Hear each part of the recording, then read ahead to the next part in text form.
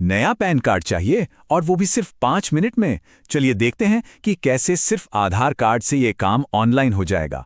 Process एकदम simple और super fast है। तो इस पूरे प्रोसेस को ना हम 6 आसान हिस्सों में समझेंगे।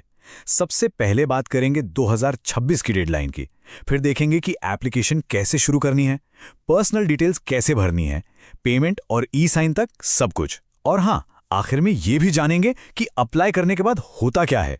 तो ठीक है, सबसे पहले बात करते हैं 2026 वाली डेडलाइन की। भाई ऐसी क्या जल्दी है कि अभी अप्लाई करना जरूरी है?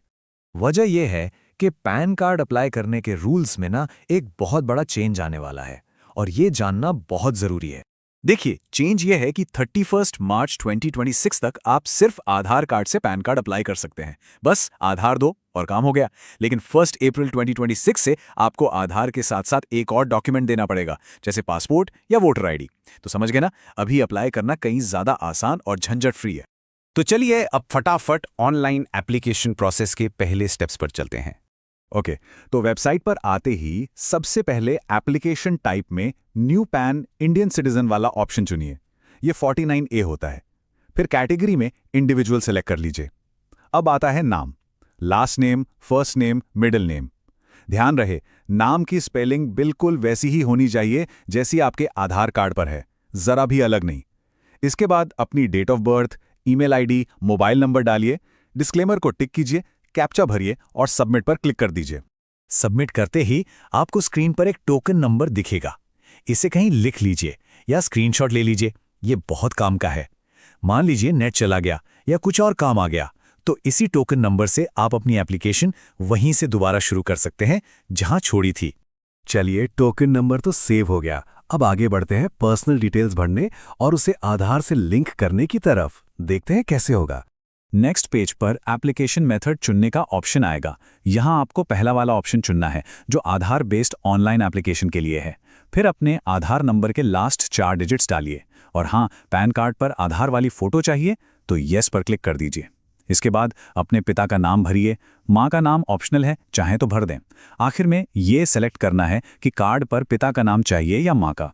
ठीक है, अब अगले स्टेप पर चलते हैं जहां हमें अपनी इनकम और एओ कोड की डिटेल्स देनी है। यहां आपको बताना है कि आपकी इनकम का सोर्स क्या है, सैलरी है, बिजनेस है या कोई और सोर्स है। और अगर कोई इनकम नहीं है तो कोई बात नहीं, नो इनकम का ऑप्शन भी है, उसे चुन लीजिए। इसके बाद आता है एओ कोड। अब ये एओ कोड क्या है? इसका मतलब है असेसिंग ऑफिसर कोड। ये बस एक कोड है जो आपके पैन को आपके एड्रेस के हिसाब से आपके टैक्स वाले एरिया से जोड़ता है। कोई टेंशन वाली बात नहीं है। और इसे ढूंढना भी एकदम आसान है। बस इंडियन सिटीजन सेलेक्ट कीजिए, फिर अपना स्टेट और सिटी चुनिए। जैसे ही फेच पे क्लिक करेंगे ना, आपके एरिया के एओ कोड की एक लिस्ट आ जाएगी। बस उसमें से अपना वाला सही कोड सिलेक्ट कीजिए और आगे बढ़ जाइए। बस अब हम एप्लीकेशन के लगभग आखिरी पड़ाव पर आ गए हैं, पेमेंट और ई साइन। चलिए इसे भी फटाफट पूरा करते हैं। ओके, तो अब अपने आधार कार्ड के पहले 8 डिजिट्स डालिए। इसके बाद एक बार पूरे फॉर्म को आराम से ध्यान से चेक कर लीजिए।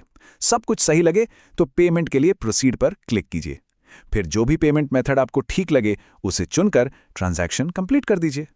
पेमेंट होते ही एक छोटा सा सिक्योरिटी चेक होगा। आपको 2 बार ओटीपी डालकर खुद को वेरीफाई करना होगा।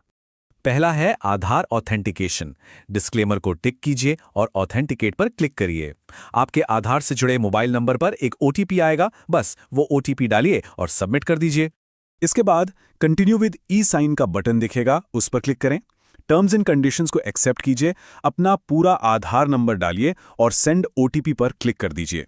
आपके मोबाइल पर एक और ओटीपी आएगा, उसे डालकर जैसे ही आप वेरीफाई ओटीपी पर क्लिक करेंगे, बस आपका एप्लीकेशन सक्सेसफुली सबमिट हो गया। और अब आती है सबसे अच्छी बात। एप्लीकेशन सबमिट होने के बाद पैन कार्ड मिलने में ज्यादा टाइम नहीं लगता। पता है कितनी जल्दी? कुछ ही घंटों में आपका डिजिटल पैन कार्ड आपकी ईमेल आईडी पर आ जाएगा और कुछ दिनों में असली वाला फिजिकल कार्ड भी डाक से आपके घर पहुंच जाएगा। अच्छा, एक आखिरी और काम की बात।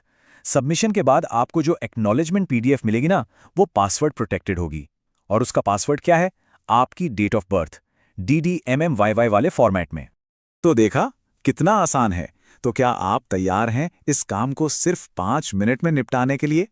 इस प्रोसेस के साथ ये वाकई पहले से कहीं ज़्यादा आसान हो गया है।